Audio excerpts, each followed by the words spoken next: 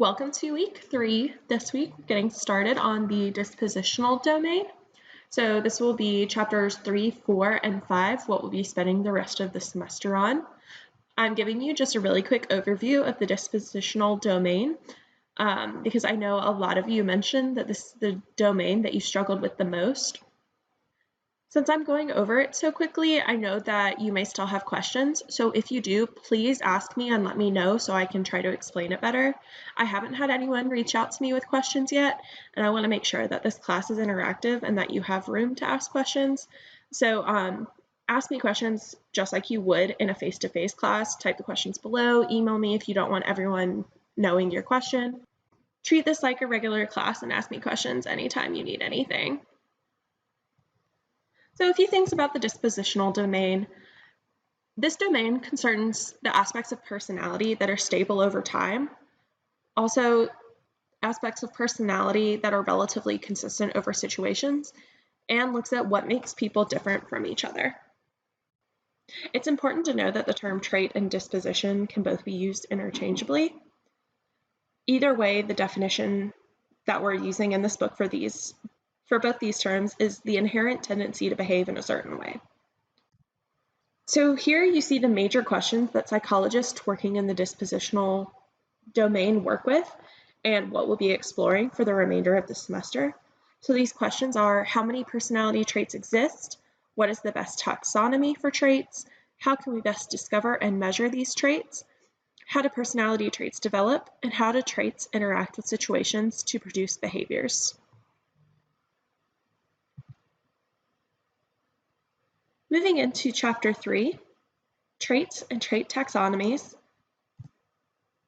What we'll be focusing on a lot in this chapter are trait descriptive adjectives, and you can see in that word cloud a lot of examples. These adjectives are very simply the words that describe traits. So what are traits? They're the attributes of a person that are characteristic of that person and perhaps enduring over time. We'll be exploring that more in the next 2 weeks. There are 3 fundamental questions that guide those who study these traits and help us structure how the rest of the chapter is going to be laid out. So first, how should we conceptualize traits? Second, how can we identify which traits are the most important from among the many ways that individuals differ? And third, how can we formulate a comprehensive taxonomy of traits, a system that includes within it all of the major traits of personality? So first, how should we conceptualize traits? There are 2 primary arguments for this. We can either view traits as internal causal properties or view traits as purely descriptive summaries.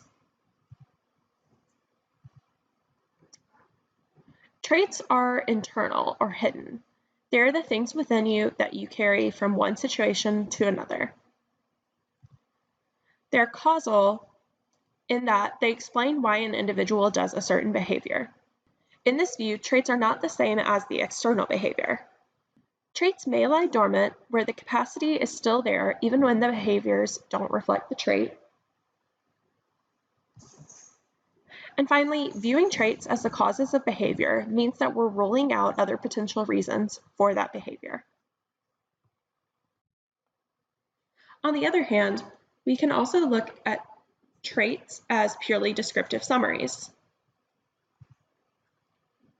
In this view, there are no assumptions about internality or causality. And according to this view, then, we would first identify and describe the individual differences among people, and then develop causal theories to explain them. Your book touches a lot on the act frequency formulation of traits. I'm not going to spend as much time on it because I think it's well covered in the book, but I will do just a general overview of it. Again, if you're having trouble with this, just let me know and I will post a follow-up response to help you understand it better. So the act frequency formulation starts with the notion that traits are categories of X. In this view, a trait is a descriptive summary of the general trend in a person's behavior. The act frequency approach to traits involves 3 key elements: act nominations, prototypicality judgments, and monitoring act performance. If you want, you can pause the video here and read each of these descriptions. There are some critiques of the ACT frequency formulation. First, it does not specify how much context should be included in the description of the trait-relevant act. How much context is needed to identify the act as dominant in a person's personality? Next, what about the things that we do not see or that you never encounter a situation to demonstrate? The book provides the example of courage. You could be courageous, but never have the chance to show it. Does that mean you're not courageous? This doesn't mean, though, that we should totally discount this approach. It has been used to help predict important outcomes, such as job success, salary, and how quickly individuals are promoted. The next question this chapter tackles is how can we identify which traits are the most important? There are 3 approaches that have been used to answer this: the lexical approach, the statistical approach, and the theoretical approach. The lexical approach starts with the lexical hypothesis, which says that all important individual differences have become encoded within the natural language over time. Trait terms that are not useful to people fail to become a part of the natural language. Trait terms are therefore important for people in communicating with others. A 1967 study found that there were over 18,000 trait descriptive adjectives in the dictionary, and there are probably even more now. The key implication from this is that trait terms are important for people when they're communicating with others. For this approach, there are 2 criteria for identifying important traits. The first is synonym frequency, which means that if there are many adjectives to describe an attribute, it is more important to mention of individual differences. Your book provides one example, dominance. Another one that I looked up is friendly. It had at least 50 synonyms, but probably had even more that you could think of. The second criteria for identifying important traits is cross-cultural universality. If a trait is sufficiently important in all cultures, then it must be universally important in human affairs. Friendly is one that I looked up, and you can find in almost every, if not every, language. Whereas the example in the book, Unokai, is specific to the Yanomamo Indians. There are problems and limitations to this approach. First, many of the traits are ambiguous, metaphorical, obscure, or difficult. Another issue is that personality is conveyed through different parts of speech, not just adjectives, including nouns and adverbs. We'll talk about this a little bit more later. The conclusion here is that the lexical approach is a good starting point for identifying important individual differences, but should not be the exclusive approach used. The next approach we're looking at is the statistical approach. This approach begins with a pool of personality items. Most researchers using this approach first use the lexical approach to gather that pool of items. Then, they turn to the statistical approach to distill the ratings of trait adjectives into basic categories of traits. Basically, the researchers want to take this large group of traits and use statistics to identify the major groups or clusters of traits. The goal is then to identify major dimensions of personality. I won't go too in-depth on factor analysis for several reasons. It's grad school level, so definitely out of the scope of this class, and also I'm still learning it, so I'm not really comfortable teaching it. But what you need to know about factor analysis is that it identifies groups of items that covary or go together, but tend not to covary with other groups of items. It also provides a means for determining which personality variables share some property or belong within the same group. And finally, it's useful in reducing the large array of diverse traits into smaller, more useful sets of underlying factors. We use factor analysis with the Big Five.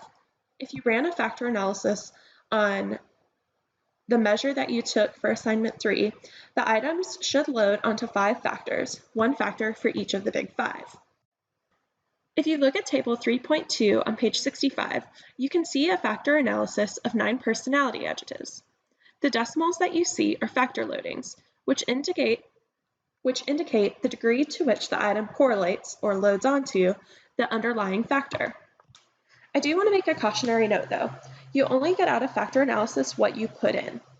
Or, as we say it in my class, if you put trash in, you get trash out. You're only going to get out of factor analysis what you put in. If a trait is left out of the analysis, you obviously won't be able to see it in your results. That's why it's so important for researchers to pay attention to the initial items that they select. Finally, we're going to look at the theoretical approach. In this approach, you start with a theory, which then determines which variables are important. The chapter here uses the example of sociosexual orientation, which you can read more about in your book. The strengths of this approach coincide with the strengths of a theory, and the weaknesses coincide with the weaknesses of the theory.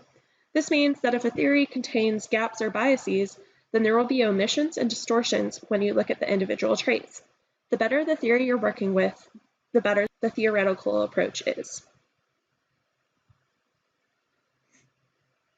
Evaluating the approaches for identifying important traits. In practice, many personality researchers use a combination of all three approaches. Your book uses this example of 3 separate studies that began with the lexical strategy to identify their set of variables for inclusion, and then used factor analysis to reduce the set of more manageable number. In the case of these studies, 5. Using a combination of these approaches, 2, if not 3 of the approaches, is what you will typically see.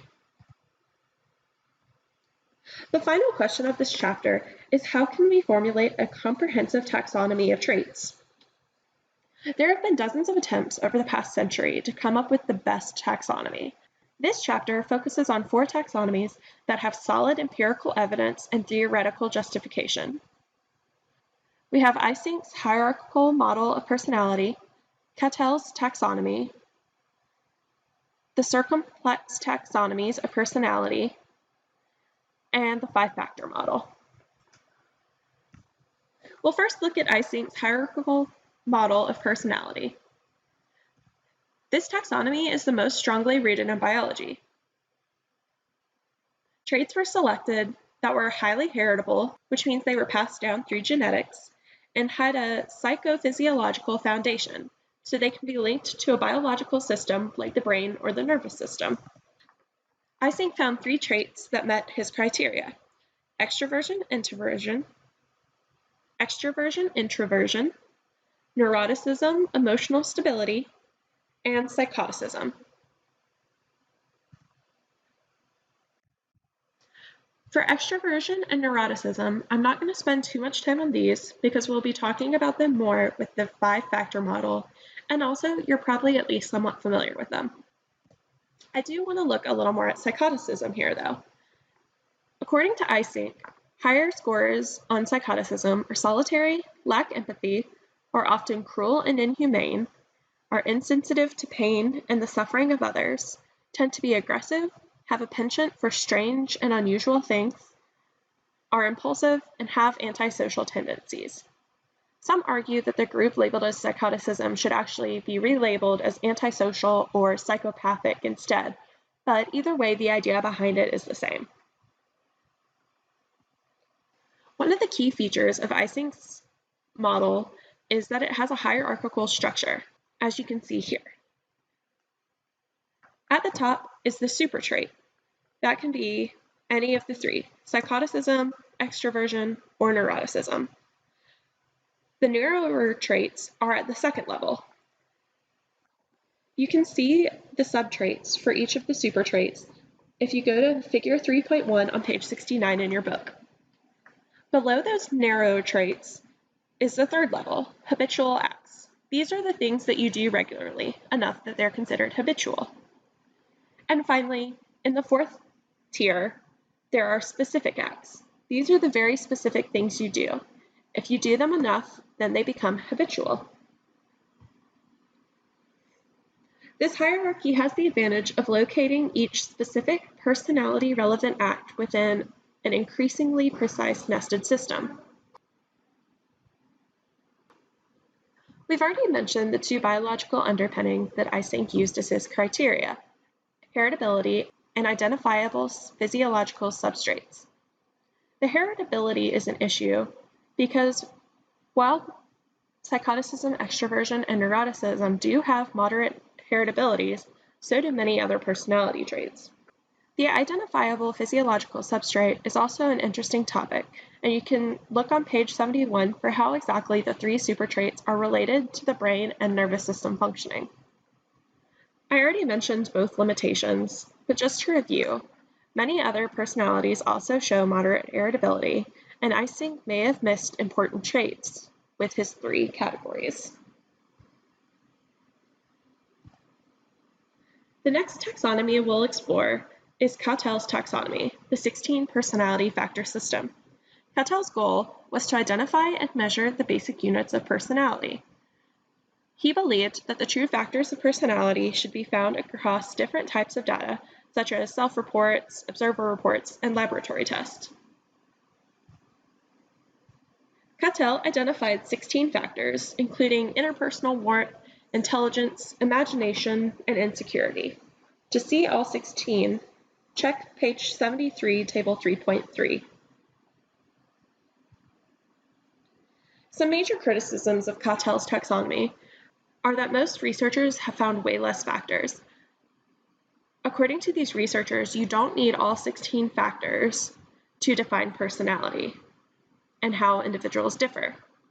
Researchers also argue that there is clear overlap between some of the 16 factors, which would help narrow down that number even further.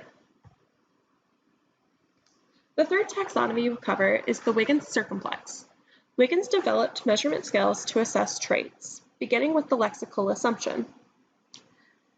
Wiggins argued that trait terms specify different kinds of ways in which individuals differ. He categorized these as interpersonal traits, temperament traits, character traits, material traits, attitude traits, mental traits, and physical traits. Wiggins mostly focused on these interpersonal traits, which he separated from the other categories. Wiggins defined interpersonal as the interactions between people involving exchanges. According to Wiggins, the two resources that define social exchange are love and status, which form the axes of the Wiggins circumplex. This is the Wiggins circumplex, which is also pictured in your book. Here you can see that warmth or love is along the x-axis, going from cold-hearted on the left to warm, agreeable on the right. Dominance or status is on the y-axis, from unassured, submissive at the bottom to assured, dominant at the top. The combinations can be seen around the circle in between, such as gregarious, extroverted, and aloof, introverted. There are three key advantages to Wiggins circumplex. First, it provides an explicit definition of what constitutes interpersonal behavior. It also specifies the relationships between each trait and every other trait in the model. You should have read about adjacency, bipolarity, and orthogonality in the chapter. Another advantage is that it alerts investigators to gaps in the work on interpersonal behavior. For example, there has not been much research done on traits like unassuming or calculating. A key limitation is that the interpersonal map is limited to 2 dimensions. There may be other traits that have important interpersonal consequences. This is why researchers continue to look for a more comprehensive taxonomy of personality, which leads us to the 5-factor model. The 5-factor model is made up of 5 broad factors: surgency or extroversion, agreeableness, conscientiousness, emotional stability, and openness or intellect. This should look familiar because the 5-factor model is the basis for the Big Five. Alport, who we mentioned in the first week is the father of personality psychology, was part of this lexical approach, which found 17,953 trait terms and separated them into 4 categories: stable traits, temporary states, moods, and activities, social evaluations, and metaphorical, physical, and doubtful terms. A number of researchers began working down this list of 4,500 stable traits. clustering, eliminating, and otherwise working to narrow that list down. Eventually, they came down to this 5-factor model. The Big Five taxonomy has achieved a greater degree of consensus than any other trait taxonomy in the history of personality trait psychology. We're going to use this video to show you the Big Five and describe each of the 5 factors. I'm using the video instead of doing it myself because I can't do all the cool graphics like they can, and plus you probably want a break from listening to me talk at this point.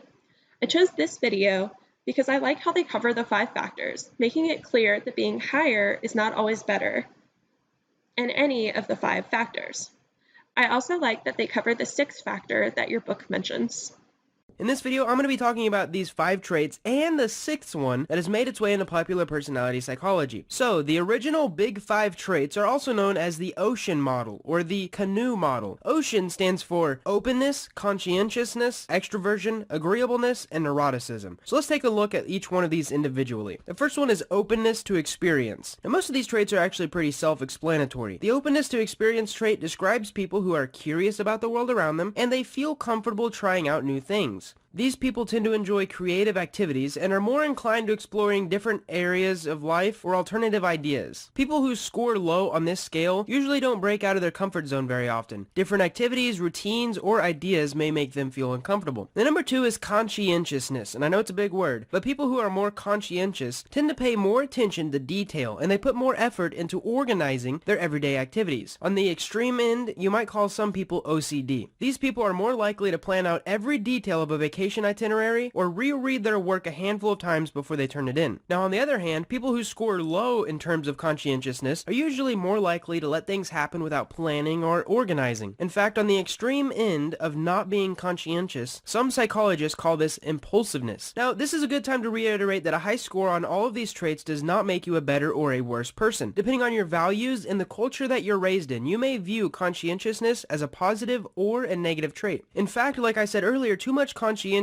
is associated with OCD disorders. Now, it's important to remember that personality tests will not tell you if you're a good person, they just tell you which traits you have and how they influence your decisions. Number 3 is extroversion. So extroverts are more likely to respond positively to the stimuli in the outside world. They feel more comfortable around lots of people, and whenever lots of things are happening around them. They feel refreshed and energized after they get done talking to a group of people. Introverts, on the other hand, prefer to eliminate outside stimuli and focus inward. They actually feel drained after they talk to a whole bunch of people. You can also find introversion and extroversion on the Myers-Briggs Type Indicator personality quiz, which is something I'll talk about in a later video. Number 4 is agreeableness. People who are more agreeable are more willing to take action in order to make peace with others. Agreeable people are also more likely to be patient with others. These type of people might sacrifice what they actually want just for the sake of others, or maybe to let go of angry feelings quicker. Researchers have put competitiveness on the other side of the scale here, so you're either agreeable or you're competitive. This trait still has some debate in the personality psychology world because, honestly, not very many people want to be called disagreeable. This is why they have renamed it competitive. And lastly is number 5, neuroticism. Now, this is the final Big 5 trait, and it's also known as emotionality by other personality theorists. People who score high on neuroticism are more likely to experience heightened feelings of anxiety, paranoia, depression, or aggression. Now, these feelings may have a large impact on the way that a person behaves or the way that they perceive the world around them. Now, just like the N in the PIN model that I talked about earlier, people high in neuroticism usually have higher highs and they also have lower lows. Now, I also want to let you know that there is a new development. It's called the honesty-humility trait. Personality psychology is always evolving, and researchers have recently added a 6th trait to the Big 5 model. It's called honesty and humility. The addition of this trait has actually called for some tweaks to the acronym. Researchers have added an H to the Big 5. They started to represent extroversion with an X, and then they changed neuroticism to emotionality. And then they can change the acronym to form these 6 traits, and they call it the Hexaco model of personality. Basically the same thing as a Big 5. The honesty-humility trait was starting to be added when the Big 5 started to expand beyond American studies. Researchers began to assess whether or not the Big 5 were present in languages other than just English, and as the research continued, they realized that all of the Big 5 traits were present, and honesty and humility kept appearing as an additional trait. Now, some personality psychologists believe that the honesty-humility factor is the polar opposite of the traits found in the dark triad. We'll come back to that 6th factor soon. But for now, let's talk a little more about the evidence for the 5-factor model. There's a lot of empirical evidence for the five-factor model. It's replicable in studies using the English language trait words as items. It's been found by more than a dozen researchers using different samples. It's replicated in different languages, replicated in every decade for the past half century, suggesting a five-factor solution is replicable over time, and has been replicated using different item formats. So there's plenty of evidence to back up the five-factor model. It's both reliable and generalizable, as you should remember from chapter 2, meaning it's a good model. There are a few things that we want to dig further into. First, that fifth factor. So, is it intellect or imagination? Is it openness to experience or culture? There's a lot of uncertainty about what to call openness to experience or intellect or imagination, but there is evidence that the traits load onto that fifth factor and that there are in fact 5 factors, not 4. We just don't know how to name or label it. For our purposes, we usually just refer to it as openness to experience, and that's what I typically use for the big 5. However, just know that it can also sometimes be called intellect or imagination. Your book has a full section on the correlates of the 5 factors and combinations of the big 5 variables. Make sure to read over those sections. A, it's super interesting, and B, I'm definitely going to be pulling quiz questions from there. Hint, hint. So, is the 5-factor model comprehensive? Not necessarily. The current taxonomies focus on adjectives, but what about personality descriptive nouns like lawbreaker, joker, jock? We still haven't accounted for those, but it's important to keep in mind that taxonomies only look at adjectives are not going to be comprehensive because they are leaving a whole realm of traits out. Here are some of the factors that your book mentions that are possible omissions from the 5-factor model. The video we watched a few minutes ago talked about that possible 6th factor, honesty, humility, which we're going to focus in on now. So those that are high in honesty, humility are usually characterized as honest, sincere, trustworthy, and unselfish.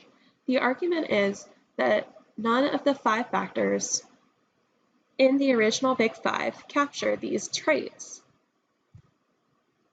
Those that are low in honesty, humility are then arrogant, conceited, greedy, and egotistical. You can also categorize those low in honesty, humility as high in the dark triad. Your book mentioned these, but I want to go a little more in depth on it. So, I'm going to use another video. One of the cool things about this video is that it's by the same guy who did the original Big 5 video. Also, it gets into some of the research behind the dark triad, which is always cool. We're going to use this video on the dark triad instead of our usual case study for this week.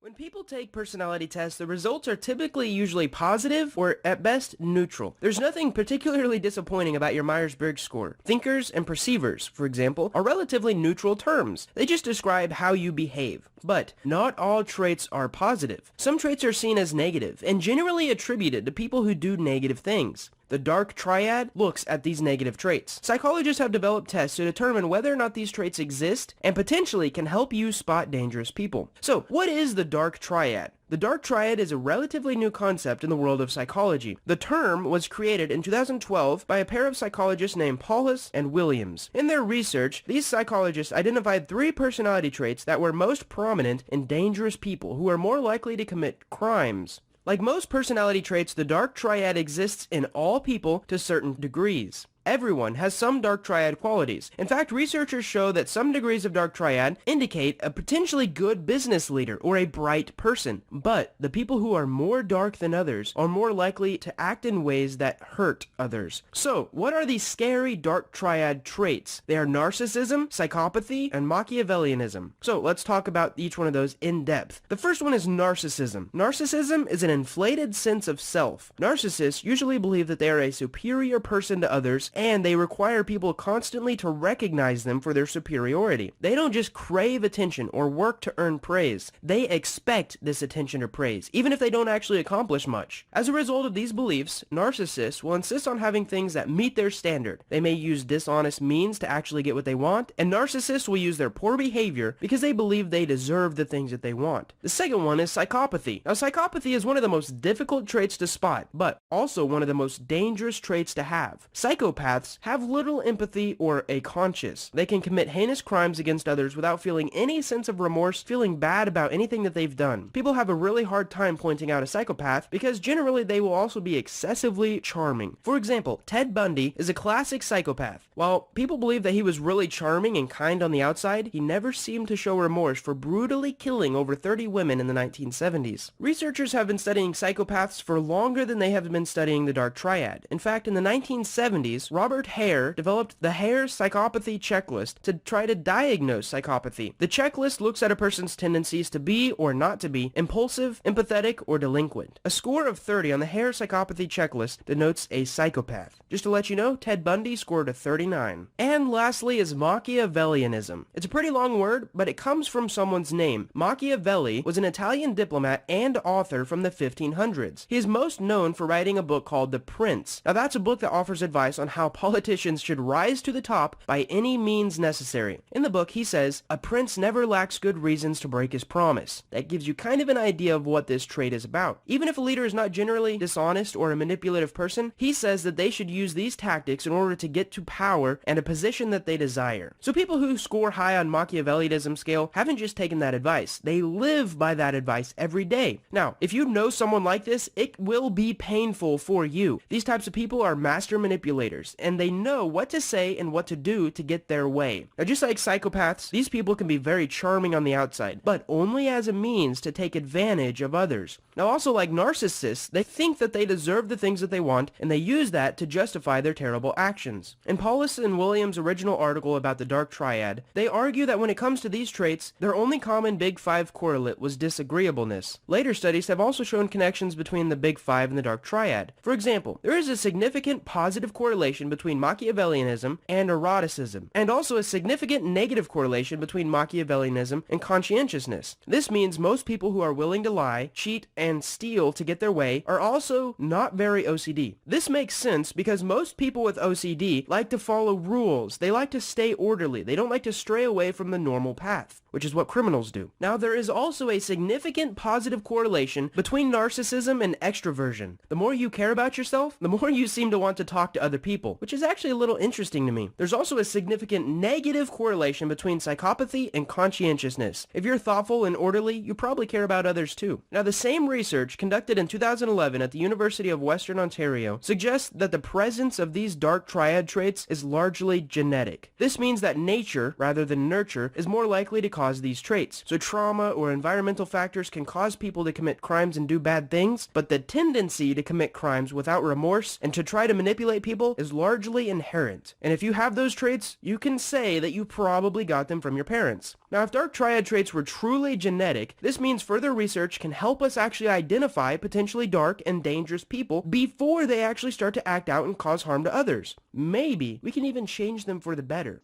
That's all I have for you this week. As always, if you have any questions, post them below.